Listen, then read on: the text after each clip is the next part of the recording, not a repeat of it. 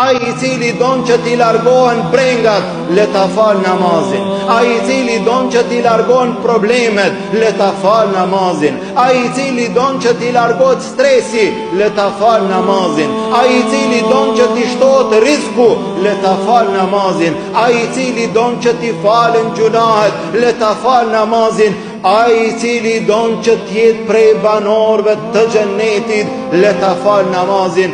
Jo rastisht pejgamberi sallallahu alaihi wasallam në momentet e fundit, në shtratin e vdekjes, ku prindi I cili është duke ja dorëzu shpirtin Allahut azza wa jall, e lën testamentin dhe I lën fjalët më të rëndësishme për evladët e tij, për fëmijët e tij. Pejgamberi sallallahu alaihi wasallam në momentin e fundit, në momentin e vdekjes, na e la neve një porosi. Sa është e rëndësishme kjo porosi, sa është e madhe kjo porosi. Pejgamberi sallallahu alaihi wasallam nuk e harroi edhe në shtratin e vdekjes me çka na porositi dhe me çka na urdhëroi.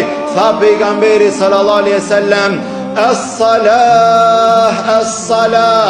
Këto ishin fjalët e fundit të Muhammedit sallallahu alaihi wasallam. O ummeti im, as-salah, as-salah.